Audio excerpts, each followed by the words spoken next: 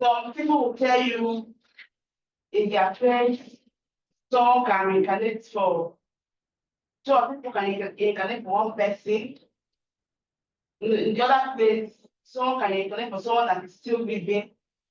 So this panel is just looking into what is reincarnation in your own culture, in your own place. How do you see reincarnation? Do you believe in reincarnation? Is there something like reincarnation? What are those signs and symbols that you see? And when you see those, you will know that this person actually reincarnated. How do you come up to conclude that this person actually reincarnated for someone in your culture? Is there any particular thing that is interesting or this thing about reincarnation from your own point of view? Or do you have a personal experience about reincarnation? Actually, then you look at religion. What is the connection between reincarnation and religion? Now that we come into the upper to the with the coming of technology and modernization, are there changes? People still believe that reincarnation exists. So that's what this panel is really looking into. This is the third part of the panel. We are done with the first and the second panel. So today we'll be looking at various topics. But from those that are here, we have reincarnation and religion, Yoruba faith by Sololope Ibikunle. I don't know if I got the name correctly. Good afternoon, ma'am. Thank you. Welcome. So Thank you. Thank you. She'll be presenting her topic. And we have Sochima. And this is one form. He's presenting on reincarnation in Igbo worldview. So we'll start with Ma'am Tolulope, then after her, there's another person. We have materials. Yeah, okay. Yes, good afternoon, please. Good afternoon, ma'am. Welcome, ma'am. So I'm very sorry for joining in late. Thank you. Thank you, ma'am. Ma'am Victoria Esiwogene, I don't know if I got it. Esiwogene, Victoria, okay. Yeah. She will be presenting on modernity and African beliefs, emerging themes in John Carver's Let Me Die Alone. So welcome, ma. Ma will be starting Thank you with, very much. after you will move over to Ma'am Tolulope. Sorry, each presenter have 10 minutes. Okay, and then we have 10 minutes for each presenter, then we can have our discussion. Thank you, ma. We'll start with you, ma. You'll be starting with me? Yes. Okay. Your name came before every other person. Oh, really? Yes, thank you, I thought ma. I was second. All right. And I have 10 minutes, I suppose. Yes, ma. Okay. Good afternoon, everyone. I'm sorry I can't be present physically due to some very personal challenges. But my topic is, my presentation is on modernization and African beliefs, emerging themes in John Carbo's Let Me Die Alone. And my name is Esiwogene Victoria Ochupo Ayomafuru. The abstract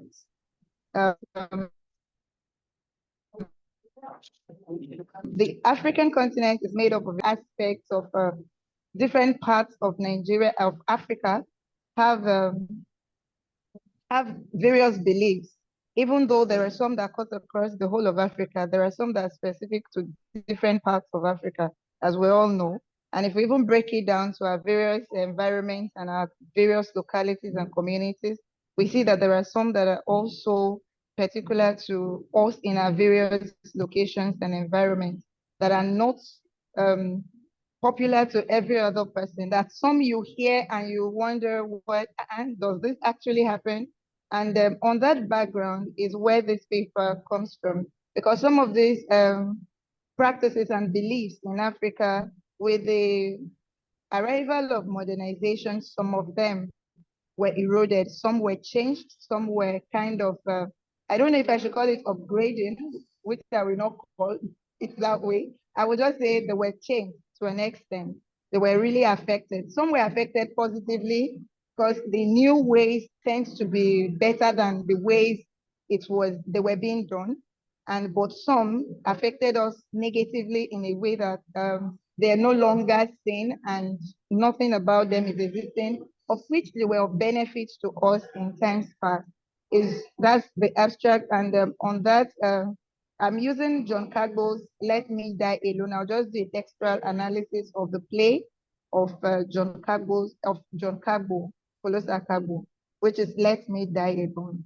Now, I see modernization from we see it in different, according to different scholars. We're seeing modernization. Generally, it's accepted based on many scholars that it's a social science word that is used to designate the process through which a traditional or pre-technical society passes. The process a society passes as it is transformed into a new environment that is characterized by machine technology, rational and secular attitudes, and highly differentiated social structures. That is according to O'Connell in one of his books.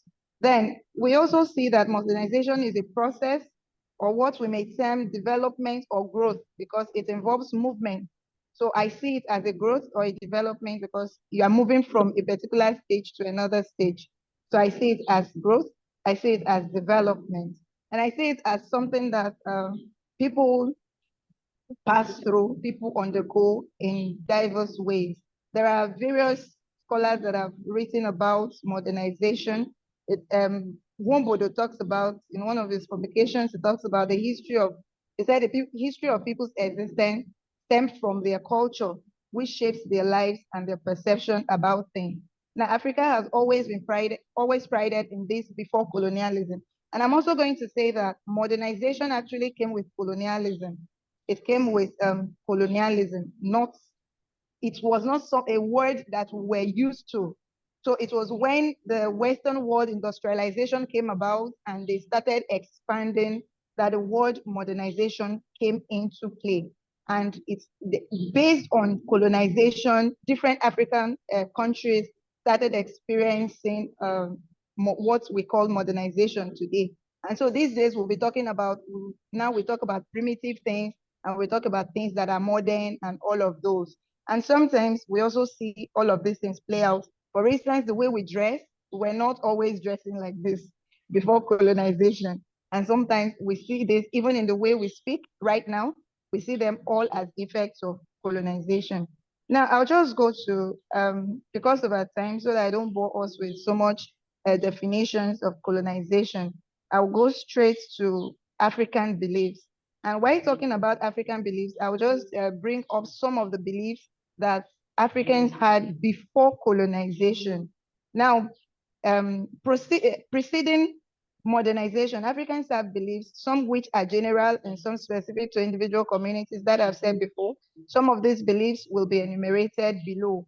According to a book written by Yusuf in 2000, one of his publications on, especially on religious beliefs. And according to him, in those the religious beliefs that he enumerated, we have beliefs in impersonal, that's mystical powers. All of these beliefs, okay, all of these beliefs we see in the play that I am using. We see beliefs in spirit beings and all of those. And even in hierarchy, we see hierarchy, we see belief in patriarchy. Now, I'm going to use Let Me Die Alone, a play written by John Cagbell. Is set in Sierra Leone, Mende Kingdom in Sierra Leone, about a particular woman. Now, I'm talking based on the fact that when modernization came, there was a change of gender roles. And in this play, we see one of the major characters named Madame Yoko. Madame Yoko is a historical figure according in Sierra Leone society that people in Sierra Leone know and they revere, because she was one of the most powerful people in the Sierra Leonean society. So in this play, we see her take over the throne from her husband after the death of her husband, who was the king. And when she took over this throne, the people do not want her to be the king because she was a woman. And according to the African beliefs, women are not supposed to be kings. Their place is in the bedroom, as we see in some pages of the play. Their place is in the bedroom, their place is in the kitchen, their place is in making the home, not in coming out to do anything in the public. So they're not to be in the public. And according to Ebila, one of the women who has written something about this kind of gender roles and all of that, President Moore in her country talks about why should women come out. Women are not meant to be heard. They are meant to be silent. If they have questions, they are meant to ask their husband, that kind of a thing. But in this place, she insisted when the husband was to die that she wants to take over from the husband. And by the time she takes over from the husband, there was this intrigue, there was betrayal from the members of cabinet, one of whom was her brother, called Lamboy in the play. They decided to, through conspiracy, kidnap a girl she loved, and at the end of the day, the girl was killed, and they tagged her a murderer, and they made her lose the throne. Through that, she decided to commit suicide. Now we see that modernization brought about that, because in the play we see that the governor, who was a representative of the Queen of England, Her Majesty, in the play, Governor Rowe, was very friendly with this woman, irrespective of the fact, in spite of the fact that the people in the society do not want, I mean, the men in the society do not want to see her on the throne, but Governor Rowe gave her a place. That is an impact of modernization, because Governor Rowe was coming from the British society that do not have that kind of belief. And this belief, as we see today, it has become a norm that women can come out. In fact, in Nigeria, in a place like Nigeria, we have women coming out to contest for the position of the president, coming out to declare their interest in political positions and all of those things, which are not things that usually African beliefs accept. Thank you. Thank you, ma.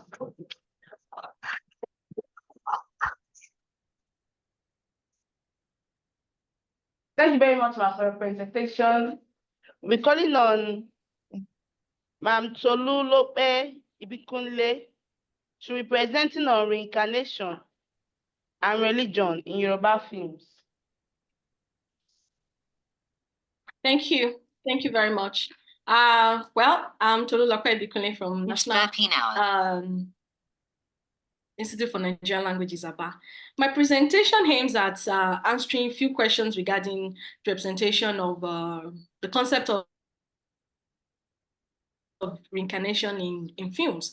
So I'm going to be looking at what reincarnation is, how reincarnation is represented in selected Yoruba films, and then probably give my submission on reincarnation based on the possibly selected films that I'm going to be looking at. So what is reincarnation in the Yoruba world? Ma'am, do you have any? Yes, I do. Let me try to share. I do. Just don't want that to. I tried sharing earlier. Okay, yeah. Stop. I hope this is not taking my time. Or no, we've not started. Okay, thank you. Next stop. Okay. I don't know why I'm finding it hard to the system for this. Well, you can continue, no problem. Sorry, I tried doing that earlier and it was successful. Now I can't. Okay, can you see it? No. Okay, just let me continue. Sorry. So permit me to start my presentation with a Yoruba proverb that says, "Bami joko labi kunje,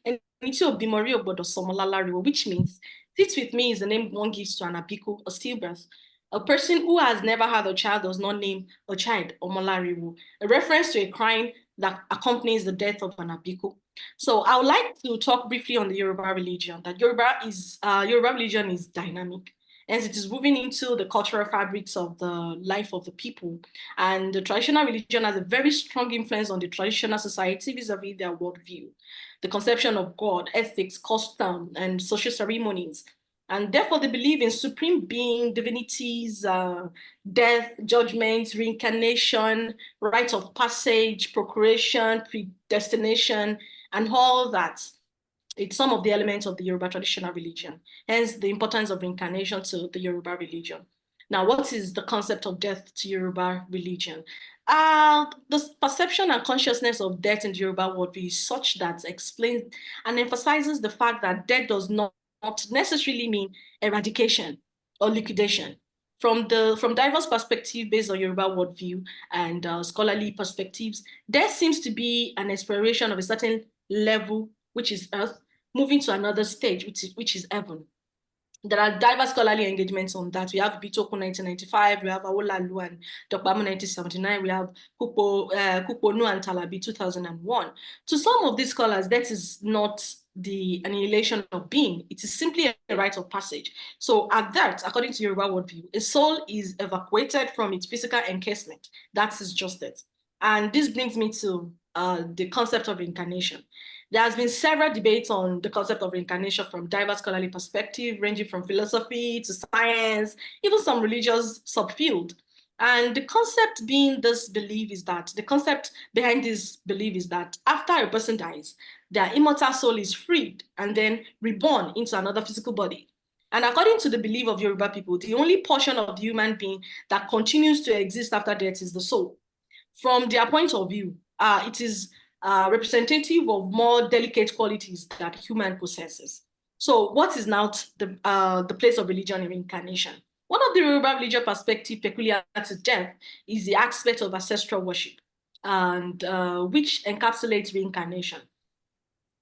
Though I'm not going to go deep into this, but I'll just briefly discuss it.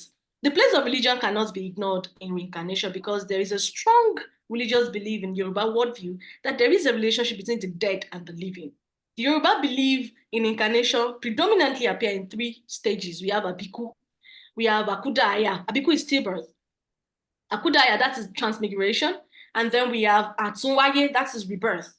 So this concept foregrounds the consciousness of incompleteness in terrestrial and extraterrestrial being, which indicates that there is a strong connection between the living and the unborn and the dead and the Yoruba worldview, in the Yoruba worldview. So let's take a look at these three tiers of reincarnation, which is Abiku. Abiku is a born to die phenomenon. According to the Yoruba religious perspective, Abiku are sometimes referred to as Elere Omo, children from the spiritual realm. There has been several scholarly engagements on this, and some believe that Abiku occurs because of lack of good medical facilities, parent genotype incompatibility, terminal ailment. Regardless of these observations based on medical perspective, there's some really firm point of view that we have to observe regardless of the mythical outlook. And from the perspective of some of my interviewers, especially my grandfather, from their submission, many Abiku corpses always get mutilated to enable easy identification in case of return.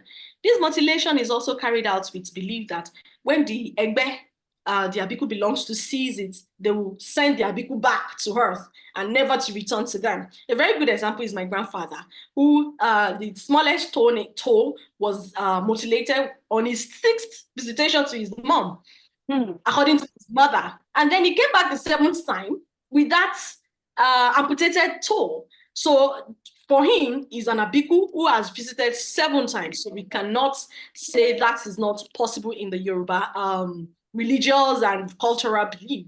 So we have different names for these children, and the names are in 3 stages. One is to beg them, one is to insult them and humiliate them so that they will stay. Another one is just to plead, and humiliation, insult, and pleading generally. So the essence of this name is to make them stay back. So let's discuss the remaining 2, which is Atunwaye and Akudaya. Atunwaye in Yoruba worldview indicate the dead, that the dead can reincarnate, but they must pass through the domain of unborn and wait to be reborn.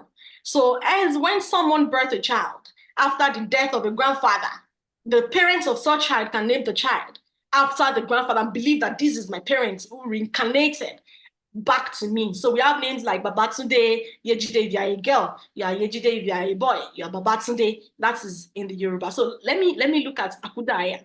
I'm trying to be fast so that I'll try to cover up because I have a whole lot to talk about.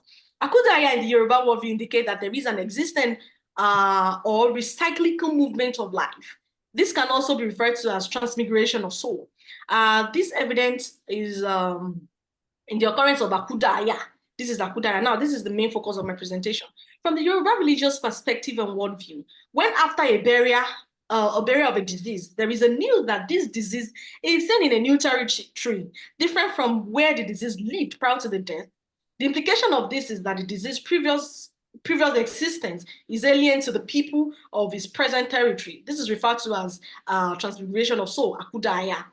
The general belief across culture is that the soul of the departed inhabits earthly body that is identical with previous body, and it is claimed to be Akudaya. We have different types of Akudaya. So the belief is that the moment the Akudaya sight a known person in that new territory, the Akudaya can just take off and go to another territory to avoid being seen by another person. So let me now go straight to reincarnation in film. Film as a media construct of how we see or feel or think about things, or think about the world and everything in it, is a representational system that communicates concept and feeling in a way that enable interpretation of their meaning. Film is also a powerful piece of culture. So film as an imaginative literature and a product of inspired imagination explain in detail the concept of Abiku. We have different themes. I have them highlighted. I wish I can share my slide. I have them highlighted here. But I'm going to be using two films, Roti and Ayeloja. I might not be able to finish analysis on the two, but I'll try to do one. Roti is a representation of reincarnation in Kunle Afolayan. It's such Kunle did it in a very unique way, in a very distinctive way. This is because it is peculiar to a young child, and it is also incorporates the Abiku and Akudaya phenomenon at the same time. This is because Roti died at the age of 8, and the mother suffers miscarriages. The name Roti means do Roti means stay with me. It is a Yoruba name given to you. Have 3 minutes, ma. 3. Okay, so I'm going to try to just round up, because I've been able to at least make a point that we have this in the Yoruba worldview. Then another important aspect worthy of mentioning is the possibility of recurrence of Abiku in a lineage. This is evident in Kabiru's mom's consolation as she narrates to Diane that Roti would definitely come back. Roti died, and the mother-in-law told the wife that Roti would definitely come back, and she believes it.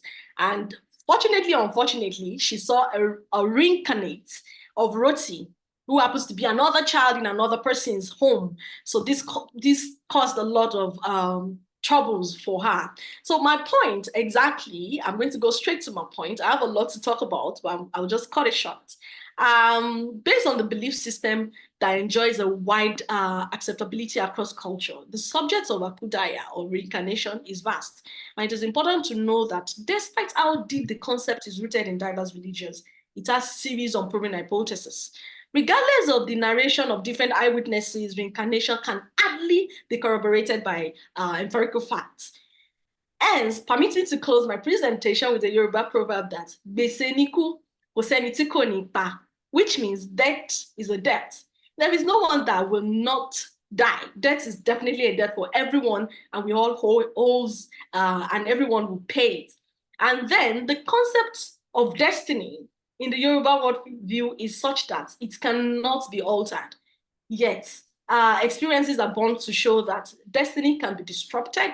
In the case of my analysis that I was unable to finish giving, hence the belief in reincarnation. So reincarnation and destiny in Yoruba worldview, they work together.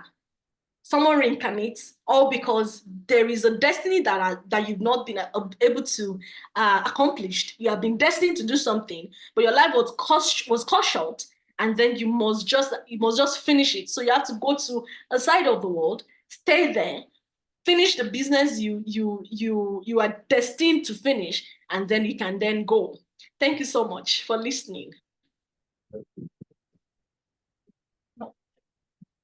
Thank you so much, Ma. We enjoyed your presentation. We hope to hear more during Thank you.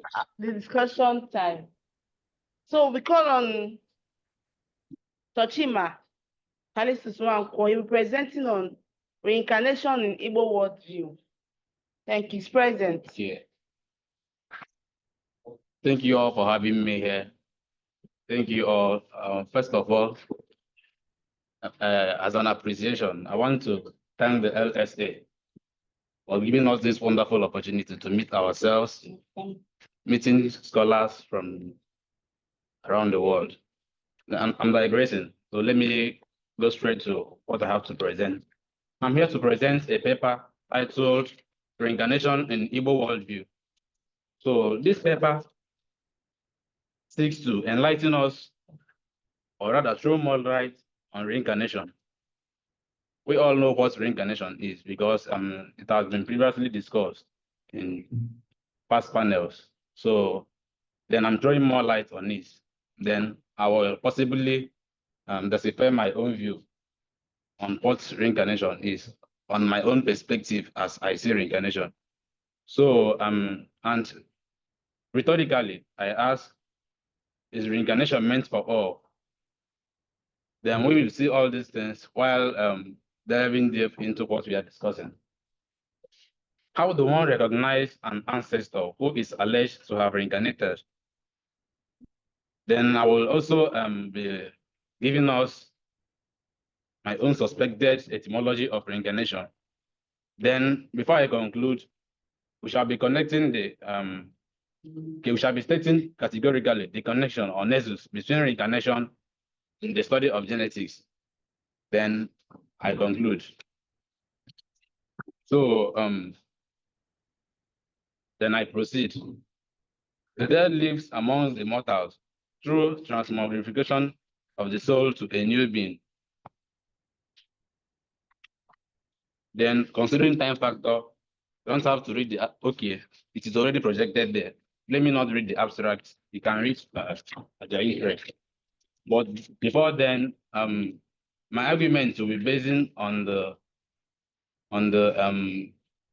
definitions I got from different scholars. That's how they've seen reincarnation. Then from there, I will decipher my own view. So that's just this. When a child is born in Igbo land, a dibia is consulted. It is important to the people to know which of the deceased or loved one has come back to them. Most cultures of Africa believe that souls don't die. Only the bodies that bear them get tired, and when they do, they are changed.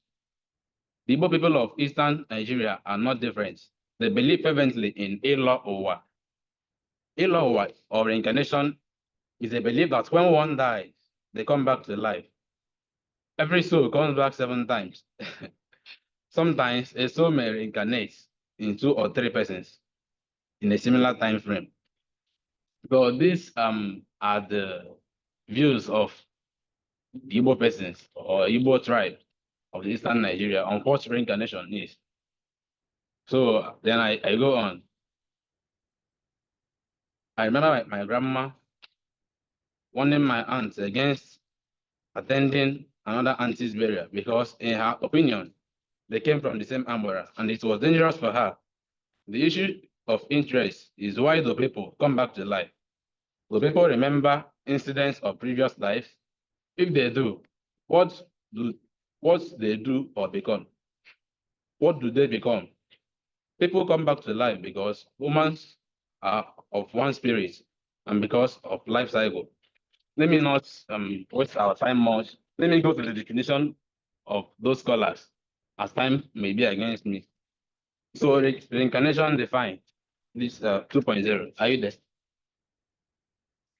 Diving deep into our subject of discourse, Onyewenye posits that reincarnation comes from 2 Latin words, re and incarnare. While re means again, incarnare means to enter into the body. Reincarnation is simply the theory that when the soul separates from the body at death, it informs another body for another span of earthly life. The soul may enter its human tenements from the ghost realm, the tree world, or animal kingdom. In this case, the main breakdown becomes a feature in a widening dimension that includes the human, animal, and plant kingdom, besides the metaphysical portal. So from the definition above, Onyewenye was incongruent with the priori that humans reincarnate into animals and trees. Please note that word priori. I purposely use this because in my own view, I don't see the reason why someone will tell me that humans do reincarnate into an animal or tree or plant. It is incoherent in my own view, though. Then, while going down, I will let us all understand the dynamics playing within this excerpt. Then, the second scholar, Ede understands reincarnation from the African standpoint as a rebirth, a return from exodus to this world for another period of life. It is the longing for continuation of cycles of earthly existence. This longing is deeply rooted in the individual as well as the significant others who have cherished a period of fellowship with the living and the dead. Through the insights of E.G. Parinda and others, Ede observed that reincarnation is a return to this sunlight world for a period of invigorating life. If this return is desired, it can only be because there is this longing possibly on both sides, that is, of the life still alive on earth and the side of the departed relative, for the continuation of a filial relationship. The communion of the beloved and the participants will not want to come to an end. One could see in this the natural desire for eternity. Life is eternal. The African, however, does what was within his capacity to ensure that this continuum becomes a trend in his or her existential reality. Both ends. So from this, I've read, it appears Ede's interest in reincarnation is deeper than unceasing cordiality in a family relationship. His main interest lies in using the concept to prove the existence of the invisible world. Then I go to what I call conceptual clarification. Here on, I will be letting us know what reincarnation is, in my own view or perspective, rather. So my own intuition concerning reincarnation will be averred here on.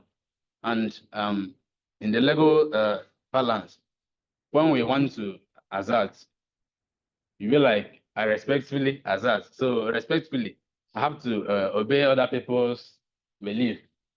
Then, okay, I have to but let's say not obeying. I have to respect their views because everyone has right to his religion and freedom of speech, and also one has right to freedom of association, believing whatever he wants to be. You understand? So I respectfully I obey their view. So conceptual clarification. Flowing from the literature above, it will not be precluded but included that reincarnation, which in its embodiment harbors vehement belief that the dead lives among mortals through transmogrification of the soul to a new being. Like the literature I'm referring to Ede and other scholars I've mentioned while I was before I began. So the dead lives among mortals through transmogrification of the soul to a new being, forms an inseparable part of our noble tradition in Igbo society and the African society at large. Ilowa, as it implies in Igbo language, dates back to antiquity, as various nations in Africa, in one way or the other, hold divergent dissecting views in this regard, including the Igbos of the eastern Nigeria as well. When I wrote the abstract, I termed this reincarnation as an integral part of Igbo and African nation at large. Then I began my research from the Yoruba world. Not until when the abstract was reviewed. Sorry, yeah, the abstract was reviewed, and my topic, the topic was it was reconstructed like to fit in what. Sorry, I have some minutes left. So This view seemingly purports to be axiomatic, as there exists plethora of SCVs chanting its glory, with glimmering firm support gotten from its proponents. In support of this view, symbolic names are given to those who are believed to have reincarnated. Names given to newborns on the day of circumcision bears witness to this system of belief. Intriguingly, an inquisitive fellow may decide to ascertain the meaning of names like Nnamdi, Nnanna, Nnenna, Oilineya, etc. These are Igbo names having one or two meanings, or it has names connected to reincarnation. Like in Nnamdi, it means my father exists. Like meaning the father who is dead is now back again, living among them. You understand? And Nnenna, the father, Nnenna, Nne means mother, and Nna means father. Nnenna meaning my father's mother. You understand? So these symbolic names are given to these infants. And when these names are given to them, it goes to the roots of what we are discussing to portray that the Igbos have reincarnation as part and parcel of them. Understand? It runs through their blood, dating back to antiquity. It's not something that's just started of recent. You understand? Hope I'm audible enough. Okay, thank you.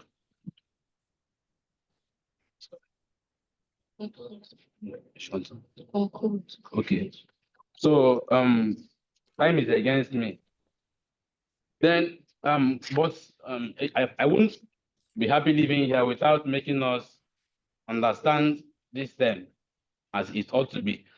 Then I will skip some parts of this work, then get to the two branches or divisions of reincarnation in Igbo.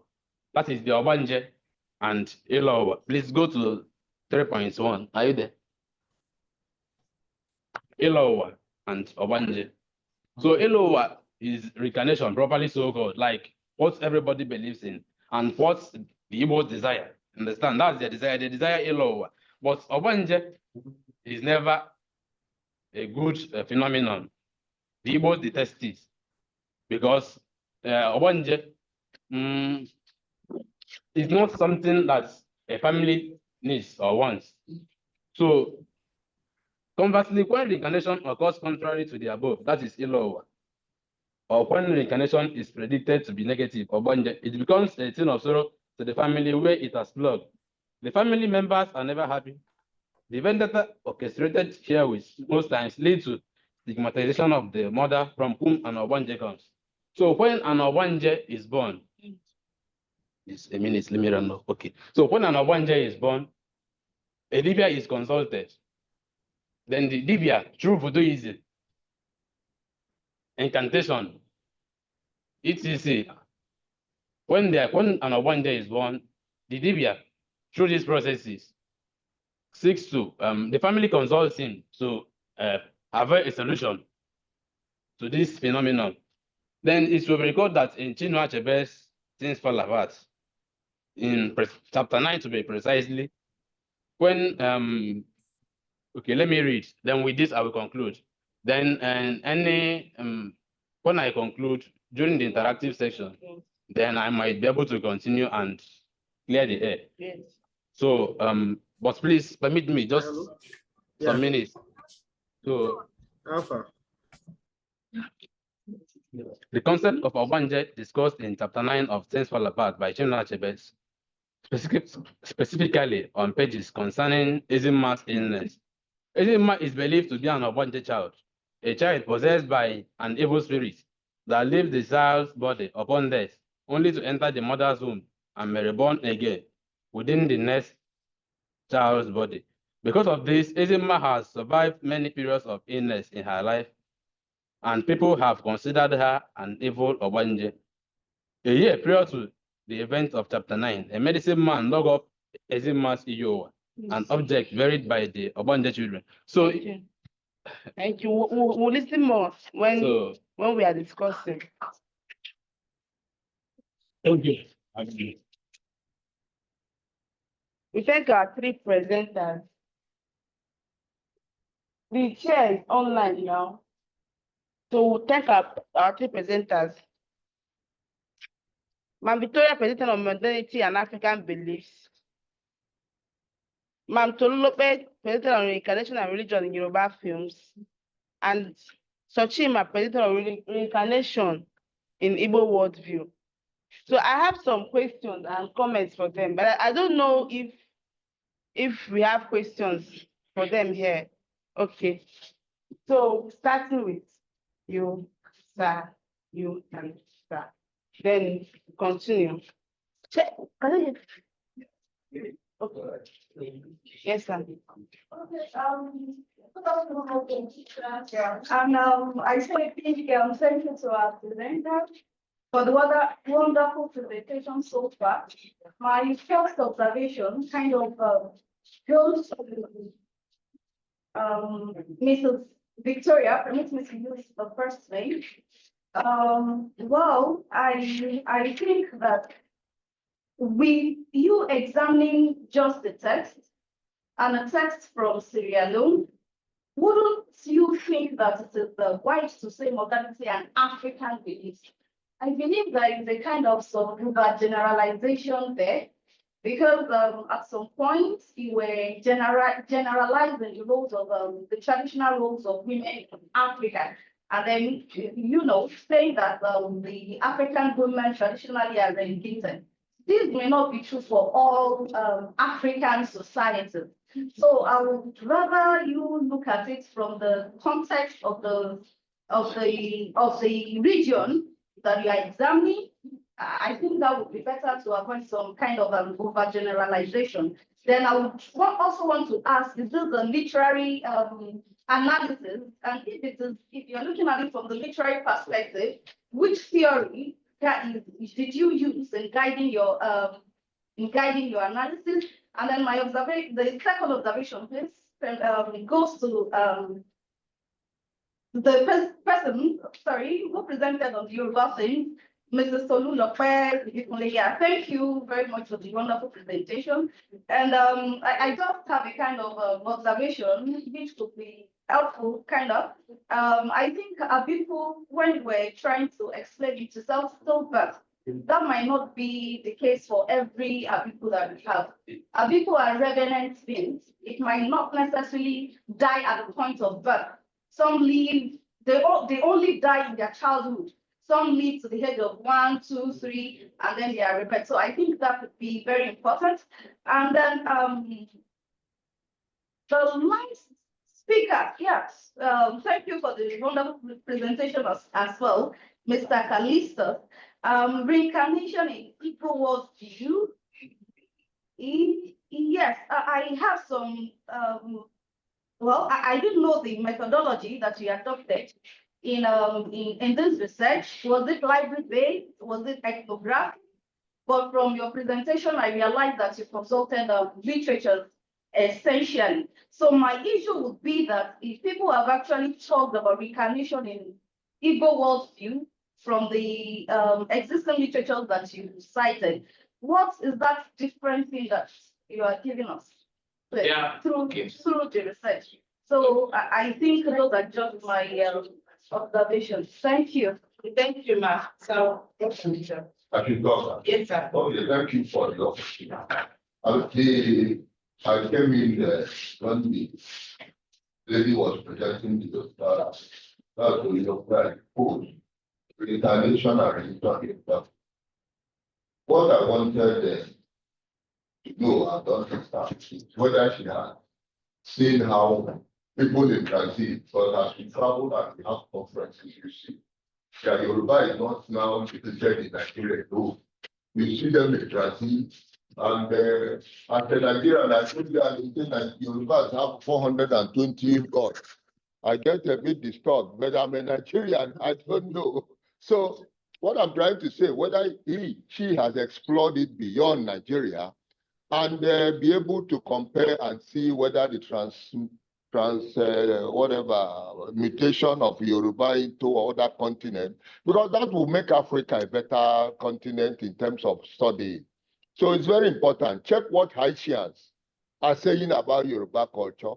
check what Brazilians, especially the northern part of Brazil, where I have been, what are they saying, and do they relate effectively with what you see? And just like she mentioned also, the language of Abiku, you know, at the time where in the old Nigerian or African situation, we never knew AS or AA or whatever. I mean, is somebody not exploring that, you know, that area of genetics to understand whether Abiku is a genetic issue or not? Just like the person who was talking about Igbo own wanted to, but he didn't get there. We need to explore this, please. Is there anything? Then for the Igbo person, that's Callistus Sochima, you know, Ilowa is not Obanje as you mentioned. Well, that's okay. And it's good to make it clear here that Obanje in Igbo is not the same thing as Abiku in Yoruba. People should clearly understand that this and make it completely a different concept. They are not the same thing. And I want you also to explore. Now, you said something about human being turning to animal in reincarnation. Are you the one? You said it. Now, but this is an Indian perspective of reincarnation. Because they don't kill cow in India, in Hindu society. Cow is seen as reincarnating a human being. So it's not your own problem. Let us see from them, how did cow become a human being? You know, but within our own Igbo concept, you see, the reincarnation process is very deep. Only when we get to Egypt and see what mummified, you know, how we know that Egypt is Africa. It's not Arab you are seeing today, or I hope you know that. It's African. Mostly like, you know, most of us migrated from that area to come to this place. You know, so we have to understand, at what point did the white man, you know, succeed in really breaking us away from understanding that reincarnation process that is found in mummifying human beings and thinking of reincarnation. I have a book which says that the underclass in Biafra, and I was writing there that when you say lower, you know, every child that was born in Igbo has his umbilical cord caught and buried somewhere. And the tree, either palm, whatever, represent that umbilical cord. I hope you understand that. Now, what we are saying is that, are you not exploring a situation where death, like the person who put in Yoruba, death is an adept. You put death is an adept, and you agree that there is reincarnation.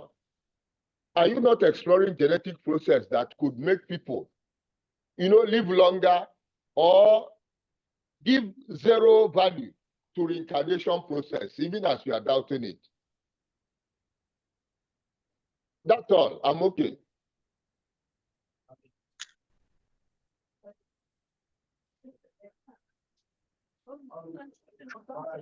Hmm? It's not the same. I would want to, my question is going to Madam Victoria. So the title of your paper is Modernity and African Beliefs, Emerging Themes from John Cabot's Let Me Die Alone. I happen to have read the book. So the idea of modernity, the word modernity, as we all know, is basically somehow relative. And when you use the word modernity, you have to actually give us a clear view of the sort of modernity you are presenting. At least I didn't get to see your abstract, or in the title, you have to show us clearly the form of modernity you are referring to. Then two, you were actually pointing out, unless I didn't hear you very well, the role of women, of which you actually generalized in Africa, just like the speaker said. However, from the book, it can be clearly seen that, what's her name again? Madam Yoko used software to coerce the husband into naming her while they were on bed. Hence, you should have specifically pointed the fact that she weaponized sex.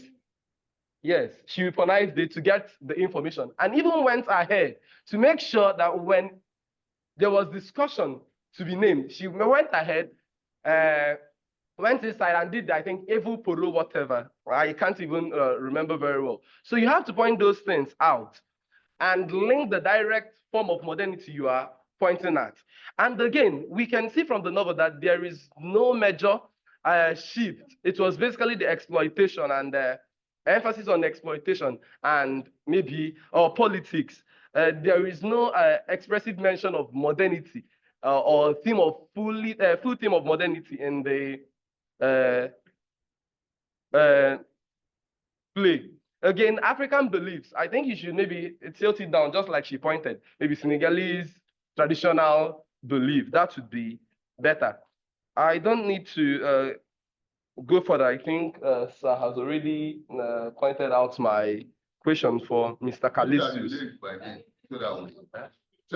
Okay, Sir Ariele has already clarified the issue.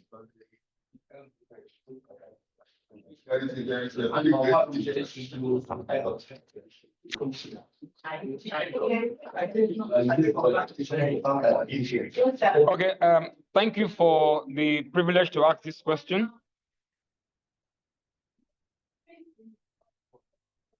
Okay, somehow I've been part of this discussion from the very first part of this panel. And there's a question that keeps popping up, and it seems as if presenters are not addressing this issue. So I want to bring it up again with the hope that maybe one of the scholars will pay attention to this area. Now, I have a scientific view to reincarnation that questions the African oral values about reincarnation. Now, in 2003, Pastor Chris Okotie came out with a book titled The Last Outcast. Now, it's a book that gives spiritual authority to cloning. Now, cloning, if you clone a human being, the human being possesses the same fingerprint as the original. If you clone an animal, it gives you the same thing. Now, reincarnation seems to toe that path, but that's not what it is. The point I'm trying to make is this. In the presentation of this lady on the screen right now, she did mention that human bodies are mutilated so that when the spirit gets back to its home in the spiritual realm, they will reject. Now, the problem I have with reincarnation is that when you were making your presentation, you did mention that these spirits, they change bodies. When they die, they change bodies and come in a new body. But the problem is that spirits cannot be mutilated. Only human bodies can be mutilated because you can't use a physical object to tamper with the body of a spirit. Now, the thing is this: how does an abiku return with a mutilated body? Because the body that the spirit left has already decayed. So where did the abiku see the diseased or decayed body that he returned with? So these are some of the contradictions that we seem to be ignoring. Because the question is, the cultural thumbprint abiku returns with seem to carry the relics or the patterns of the old body that is abandoned. And Joyce in 99.3 FM played a documentary about genetic science, where the human body is the easiest thing to tamper with scientifically. What does that mean? It means that if you take the part of the human DNA that produces the eye and puts it on the hand will produce an eye. If you take the part of the human DNA that produces the ear and put it on the leg will produce an ear. That's how delicate this thing is. But that's science. And we all know that when we are dealing with theology, we are taught that the spirit realm controls the physical. So is it possible that there is a part of spiritual manipulation in this reincarnation story? So I'm just saying, because it's like we are not paying attention to these contradictions. So my question is, how are the Abikus able to return with mutilated bodies? Are they manipulating us? They bring like a native doctor some kind of ritual. The ritual is marking your spirit, not necessarily your body. Good. The problem, it is the spirit that they are marking, not the body. For the spirit. Is it the spirit that carries the mutilation or the body?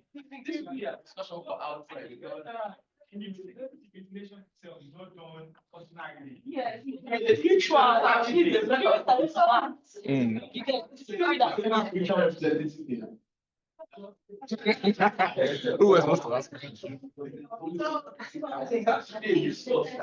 Thank you for thank you for all the comments and the questions. So we just have a presenter back here.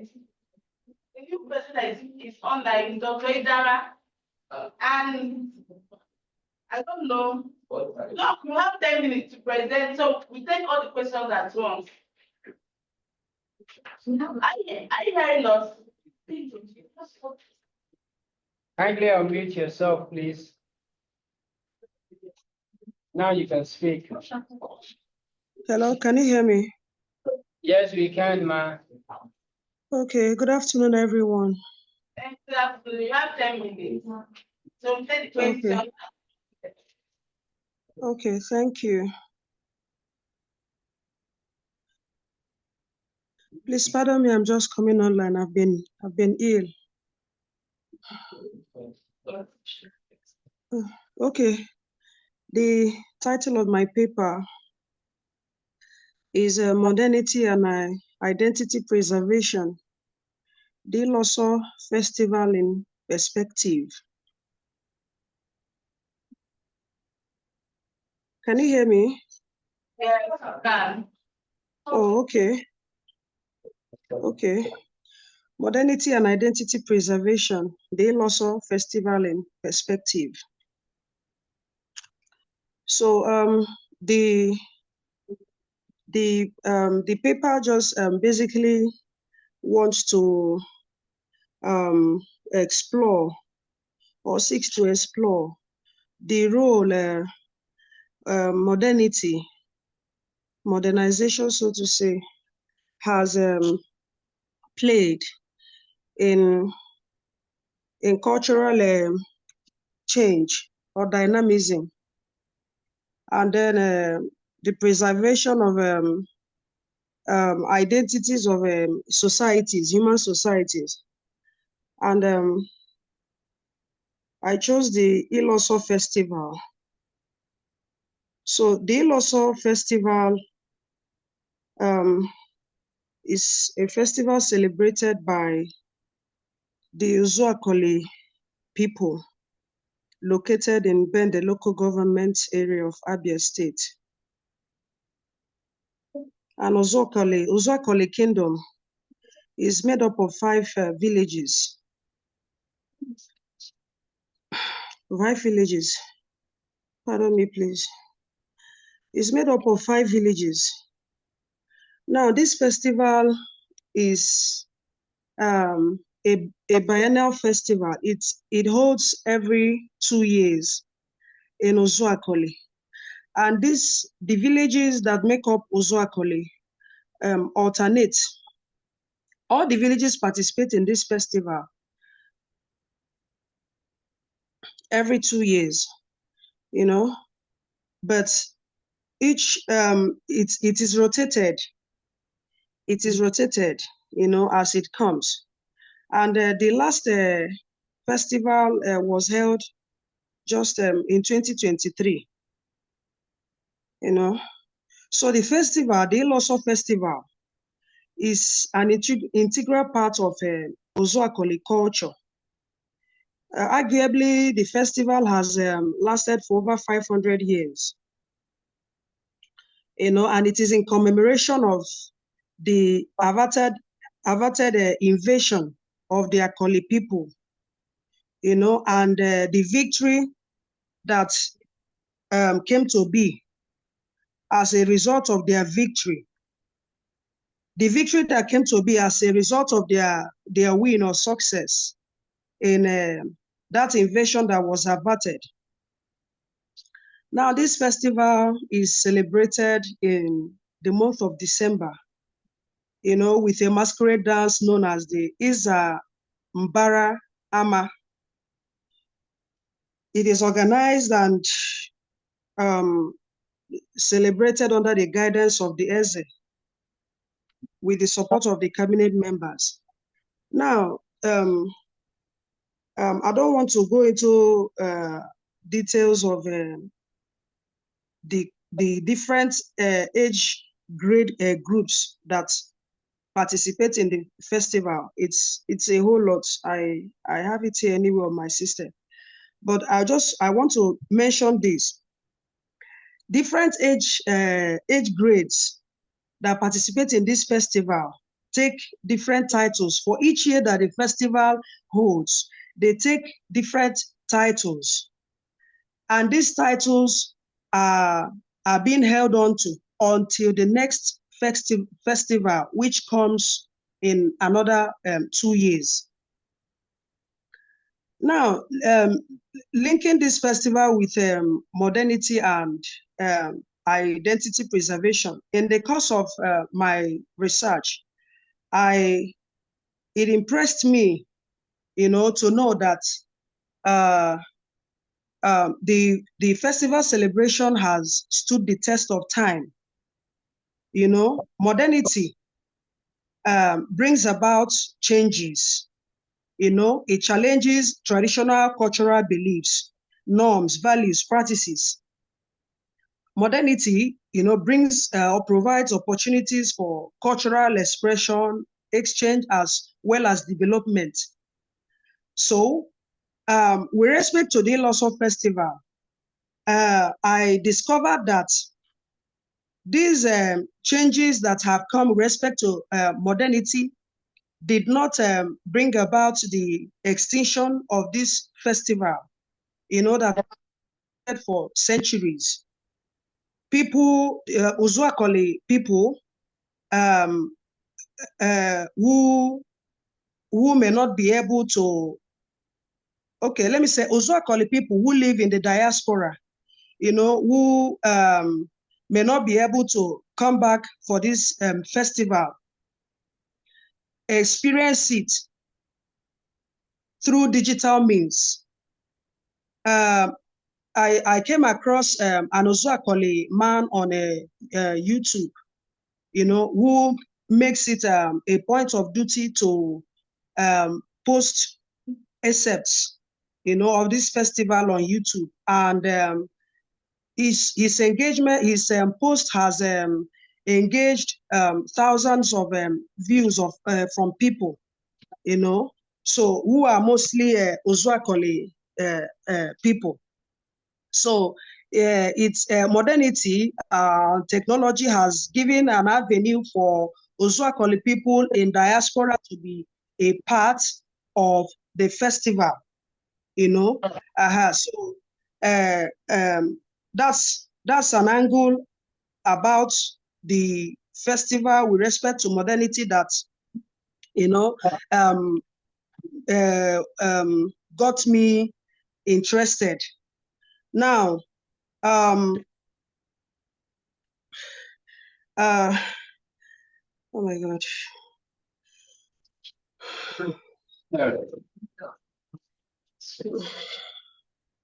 Sorry about it.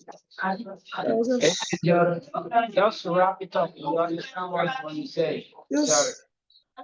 Very much relaxed now. Relax, brother. If you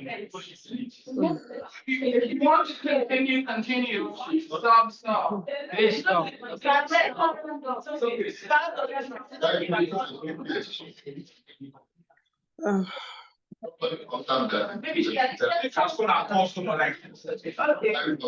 Hello.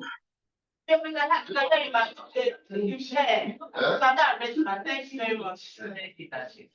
You're welcome. You're welcome. Sorry, please, man. You can go. Thank you. Thank you. Thank you.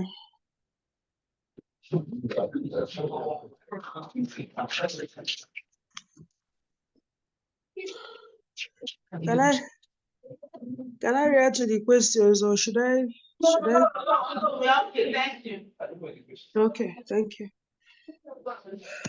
So continue with the questions and the comments for our 3 other panelists that we are asked some questions before. We'll start with the first presenter. Victoria, I hope you have your questions now. So after her, Solulope will answer her, and then Tochima. Thank you very much. All right, thank you very much for those that made observations. I think it's only one person that actually probably asked a question because others just gave me observations. I've noted those observations and I'll go back and look at the work and see what I can do about all of those observations. The person that made, okay, they talked about overgeneralization, which I'll go back to look at it, using one play, which is also from one country to make a conclusion, seems to be overgeneralization. So I'll go back to it and look at it if I am to streamline it to a particular part of Africa instead of general, the whole of Africa and all of that. Then the issue of what part of modernity actually looked at the norms, the general practices, the general beliefs, the things that happen in the society generally. Now I talked about, I used the shift in gender role, basically. Yes, she may have, my focus is not on how she, how she got to the power. Someone mentioned using sex as a weapon, weaponizing sex. I didn't look at the issue of weaponizing sex. I was looking at the issue of the woman being in power in an African society where she was not supposed to be in power, when she's not supposed to be in power.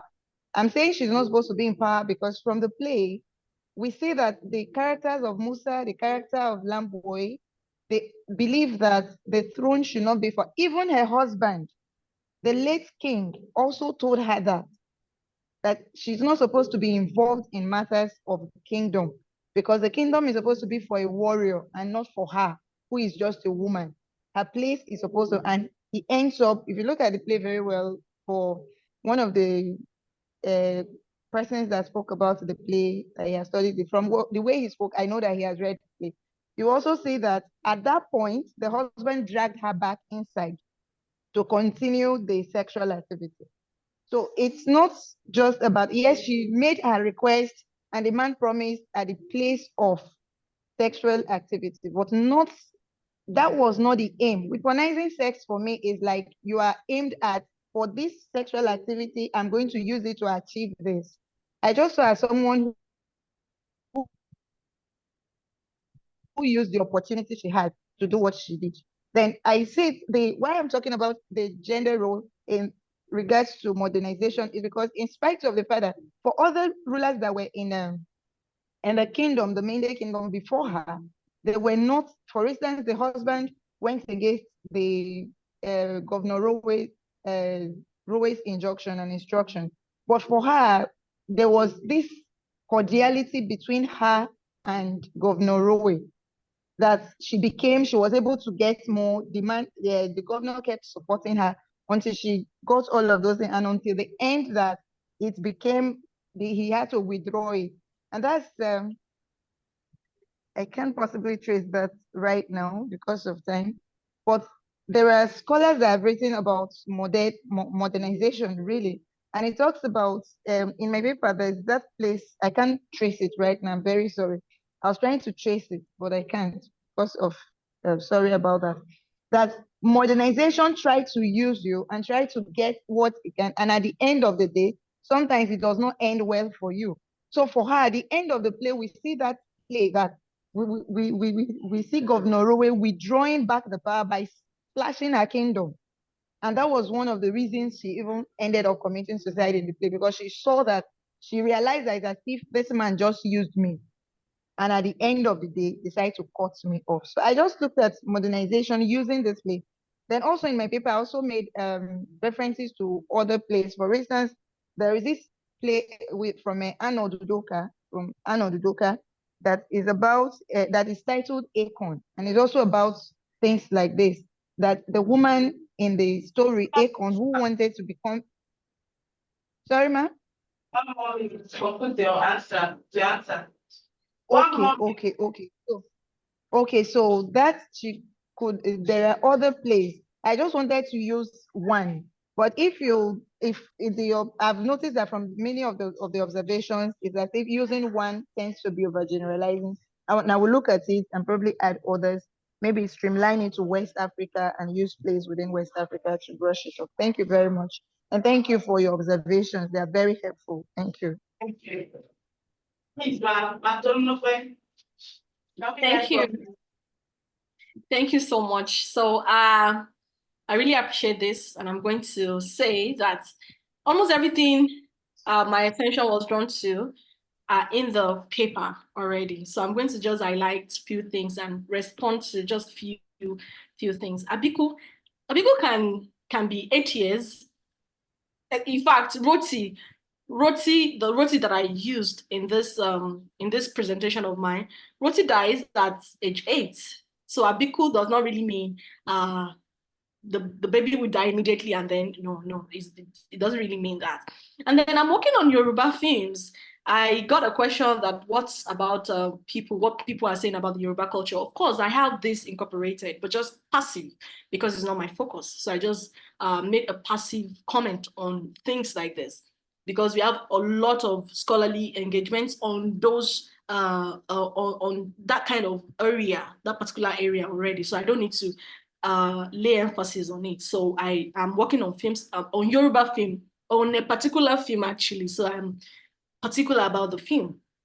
And then the scientific view to reincarnation, based on a belief system that enjoys a wide acceptability across culture. The subject of reincarnation is vast. It is important to know that despite how deep the concept is rooted in diverse religious belief, it is a series of unproven hypotheses. We cannot help it. Regardless of the narration of different eyewitnesses, reincarnation can hardly be corroborated by empirical fact. That is just the truth. And Yoruba religion, we attach religion to a lot of things, especially reincarnation. It's a spiritual thing. So mutilation of the body is in the spiritual realm. It's not the mother that will do it. It's a spiritual process. It's a spiritual process. It's not that they will just cut off the hand or cut off the leg. No. There's a lot of incarnation, a lot of things that will make the physical thing be represented in the spiritual realm. So they believe that this child is not an ordinary child, is a spiritual child. So whatever they want to do to the child will be done, both physical and spiritual. So the mutilation coming back with I still cannot say this is the way it is. Well, that is just my explanation to you. There's some things we cannot just explain when it comes to. I've seen different publications on medical point of view, from the medical point of view, that all these stillbirth is not child mortality, is nothing spiritual. It is medical. Yes, I mentioned it. Particularly Roti. Roti had a hole in the heart and he died, and they still believe that it's an abiku. So someone, because he reincarnated. So we saw the same character coming up as another person. So that I still cannot, because the film, Kule Afolayan decided not to finish that film. It's non-closed. It's open. It's open. You can just conclude and say this is what Kule is saying. Kule did not say this is it. So I see all the filmmakers try to like escape, try to run away from certain things that they know that no, you cannot explain this in the Yoruba religious point of view or cultural or traditional point of view. So I think that is my take on everything that been asked. Thank you. Thank you very much. Thank you so much. Yeah, I noted the question as I was asked. And first of all, I'm starting with your beginning with it. So, your question says, what, like, if you wanted to know what I've added to my own research, like the knowledge I'm trying to impact. Okay. Please refer me to 4.0. Can you send it that? Yes, speak to me. Okay. Okay.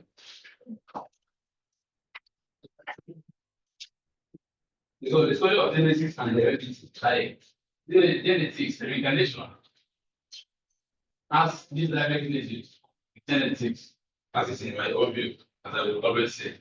Understand? Because picturing and trying to picture an example. Okay, a child has the tendency of harboring the parents' character, the characteristics. Okay, it is all traits in the biological balance. I think it's traits. And in traits, you have the dominant and recessive traits, right? So so in my own view, reincarnation comes in. They claim that the person has reincarnated when the dominant view from the parents, of course, like when it's manifests over the recessive traits. So then the claim that reincarnation has, of course, was not in one way with them, however. So have I answered the question? Oh, sorry, I have, I have a kind of love. But because of the title, you use specifically people world view. Whatever you are doing has to be the way the egos believe it, their belief system. It doesn't have to be your personal belief, except you would have to, change the title to accommodate probably your own personal belief. But if you are working with ego world view, you want to tell us the way it is. That was why I was saying that if you actually use ethnographic, were you able to make research into it, interviews to see how the people actually construct the issue of reincarnation, which is the crux of your title, I believe. Okay, yeah, I've gotten your question, but and as regards to that, I didn't choose methodology. I made use of, I started using review of existing literature.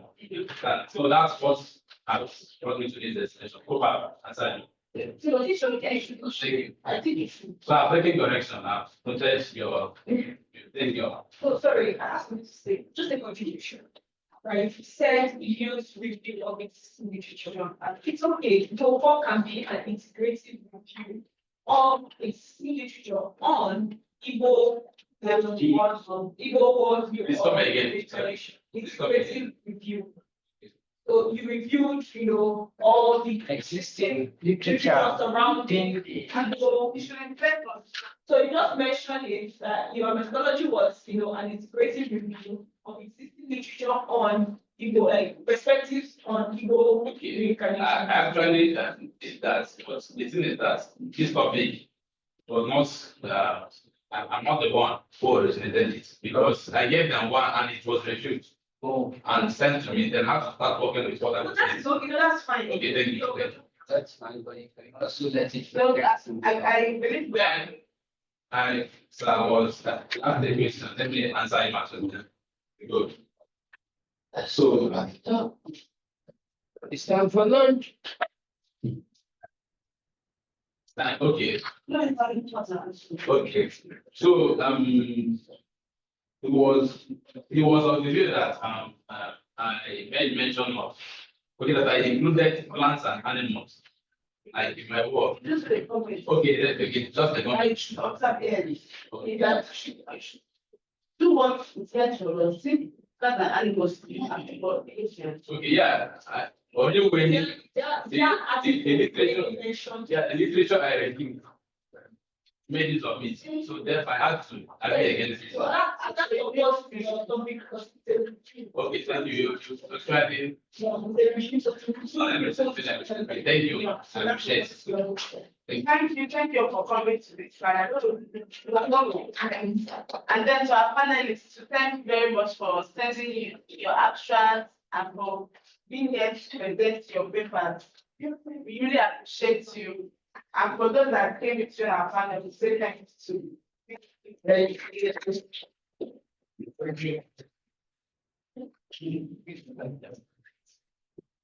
Yeah, she presented. Dr. Shara, Thank you so much, everyone. you're welcome. Thank you. Thank you all. Thank you.